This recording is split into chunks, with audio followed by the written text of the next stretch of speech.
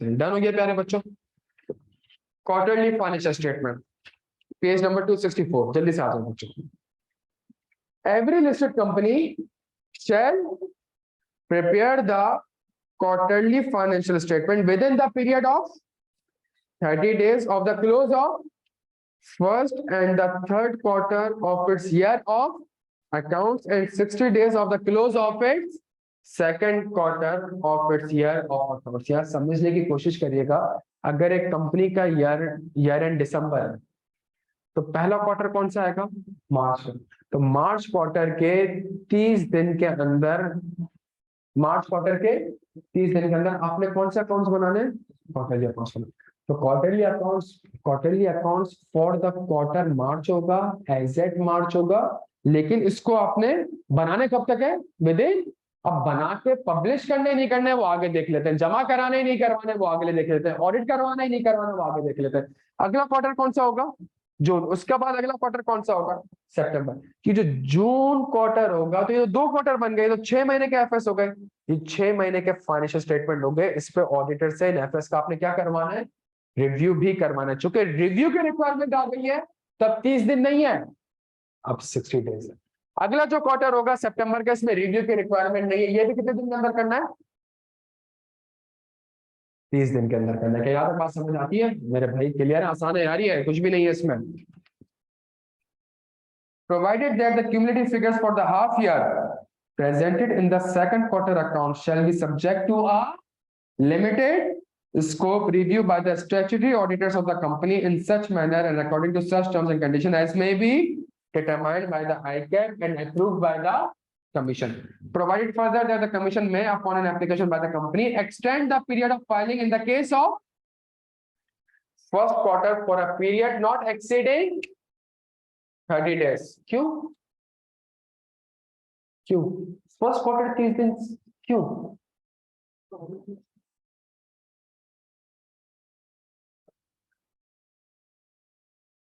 बच्चों first quarter 30 दिन क्यों?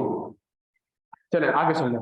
The quarterly financial statement shall be posted on the company's website for the information of its member and also be transmitted electronically to the Commission, Securities Exchange, and with the register within the period specified under subsection, provided that a copy of the quarterly financials shall be dispatched in a physical form if so requested by any member without any fees.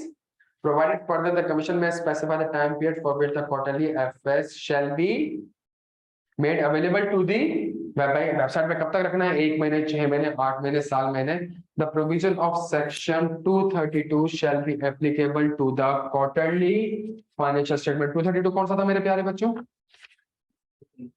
हाँ जी, approval and authentication. In quarterly FS को भी किसी ना किसी ने क्या करना पड़ेगा? अप्रूव करना पड़ेगा। ये सुन ले मेरी बात को, ये पूरा का पूरा क्वार्टरली एफएस सिर्फ और सिर्फ लिस्टेड कंपनी से अप्लाई होगा। ऐसा नहीं है प्राइवेट कंपनी अपनी वेबसाइट में एफएस रख देने, नहीं, ये प्राइवेट कंपनी के लिए अप्लाई नहीं हो रहा है। किसके लिए अप्लाई हो रहा है? ये लिस्टेड कंपनी के लिए रिक्वायरमेंट है कि उसने क्या करना है? उसने क्वार्टरली एफएस बनाना है, बिकॉज मेंबर्स की तादाद बहुत ज्यादा है, लाखों की तादाद में भी मेंबर्स हो सकते हैं, पब्लिक का पैसा इन्वॉल्व है, तो आपने क्वार्टरली एफएस बनाना है। ये समझ ले मेरी बात को, जो पहला क्वार्टर होगा, अगर एक कंपनी का ईयर एंड फॉर एग्जांपल 31 दिसंबर 2020 है, तो इसमें इसने ऑडिट करवाया होगा बच्चों। इसका जो अगला क्वार्टर होगा वो मार्च 2021 होगा, जो अगला क्वार्टर होगा वो जून 2021 होगा, जो अगला क्वार्टर होगा वो सितंबर 2021 होगा, और जो उसके बाद आखिरी क्वार्टर बचा वो कौन सा बचा? दिसंबर 2021। कौन से फोर्थ क्वार्टर की बात करते हैं? नहीं, क्यों? इसमें तो ऑडिट होगा, उसमें तो इस क्वार्टर को तो काट दें आप, इसमें तो ऑडिट होगा। सही है। फर्स्ट क्वार्टर मार्च 21, इसके एफएस कितने दिन के अंदर? 30 दिन के अंदर से प्रिपेयर नहीं करना है। हाँ जी, एक और काम नहीं करना है, वेबसाइट पे भी और कोई मेंबर मांगे आपसे एफएस तो क्वार्टरली एफएस आपने उसको डिस्पैच भी करना है, और कमिश्नर का पेमेंट लिखा होगा कुछ, किसी और को भी देने, किसको देना है? हाँ मेरे भाई, लिस्टेड कंपनी है तो कमिश्नर, मतलब ये सारे काम आपने कितने दिनों में करने मेरे भाइयों? 30 दिन में। जो सितंबर का क्वार्टर होगा ये भी कितने दिनों में, 30 दिनों में। तो कंपनी का बुक्स ऑफ अकाउंट से बन रहा है, तो बुक्स ऑफ अकाउंट से वो क्वार्टरली एफएस बनाएगा और क्वार्टरली एफएस बना के प्रिपेयर करेगा। और 30 दिन की भी लॉजिक है, समझने की कोशिश करेगा। अगर पूरे साल के एफएस के लिए उसने आपको 120 दिन दिए है, तो एक क्वार्टर के एफएस के लिए उसने आपको 30 दिन दिए कि भाई एक क्वार्टर के एफएस आप 30 दिन में बनाएंगे। ऑडिट तो है ही नहीं, तो सिर्फ बनाना है और आपने डिस्पैच करना है। और जो क्वार्टरली एफएस होंगे इसमें वही बंदा साइन करेंगे जो कि कंपनी के पूरे 12 महीने के एफएस में साइन करेंगे। क्योंकि जून 21 है तो आप एक काम करें, इसके लिए 60 दिन रख लें। क्यों 60 दिन रख लें मेरे प्यारे बच्चों? क्योंकि इसमें आपने अपने ऑडिटर से क्या करवाना पड़ेगा, रिव्यू करवाना पड़ेगा। रिव्यू क्या आता है हम इंशाल्लाह ऑडिट में इसको डिस्कस करेंगे। ये लिमिटेड स्कोप होता है, मैं इसमें एक्सटेंसिव ऑडिट प्रोसीजर परफॉर्म नहीं करता, मैं बहुत ही लिमिटेड प्रोसीजर्स परफॉर्म करता हूं। तो मैं रिव्यू करूंगा, रिव्यू क्या हम इंशाल्लाह थोड़ी देर में पढ़ लेंगे ऑडिट में। सही, इसके लिए सितंबर 21 अगेन 30 दिन के अंदर आपने कमिश्नर को भी भेजना है, अपनी वेबसाइट पे भी लगाना है, और क्या कहते हैं कोई मेंबर आपसे मांगे तो उसको भी आपने देनी है 30 दिन।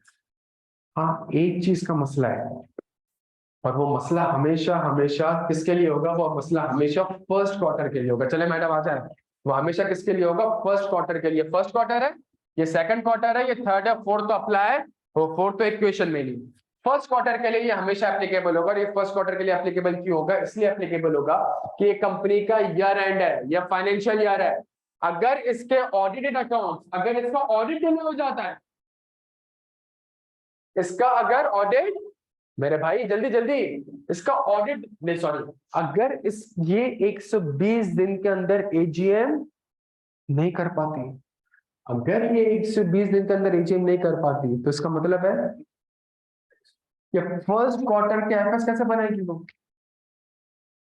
जब कंपनी का 31 दिसंबर अभी तक फाइनलाइज नहीं हुआ, तो मार्च के एफएस कैसे बनेगी? मार्च के एफएस तो बन नहीं सकते।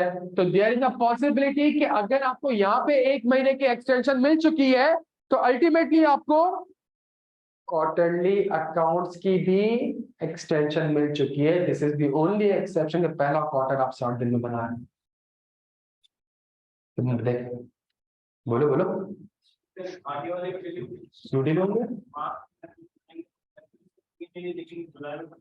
से 3 महीने थोड़ी देखना है, क्वार्टर तो कंपनी का मार्च जून सितंबर ही रहेगा। आपकी ना की वजह से क्वार्टर चेंज थोड़ी होता है। पेपर मार्च और सितंबर में होना है, पेपर मार्च और सितंबर में ही होना है। यहाँ तक बात समझ आती है? आपकी ना की वजह से कि आपने फरवरी में तैयारी कंप्लीट कर ली, आपने नहीं, आपका थोड़ी है भाई, क्वार्टर तो ही रहेगा यार साल का। मेरे भाई क्लियर है आप सारे यार यहाँ तक? मैडम आप क्लियर है? डन हो गया मेरे भाई जी? मेरे पूछो सवाल, कोई मसला नहीं है।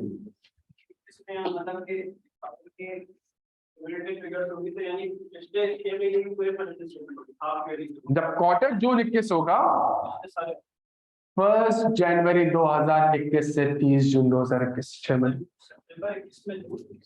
सितंबर 21 में 1 जनवरी 2020 से लेकर 30 सितंबर 2021, 1 जनवरी 2021 से लेकर 30 सितंबर, 9 महीने के एफएस बनेंगे। क्वार्टर का भी बताया जा रहा होगा, सही है, क्वार्टर का भी रिजल्ट बताया जा रहा होगा, एसेट भी बताया जा रहा होगा।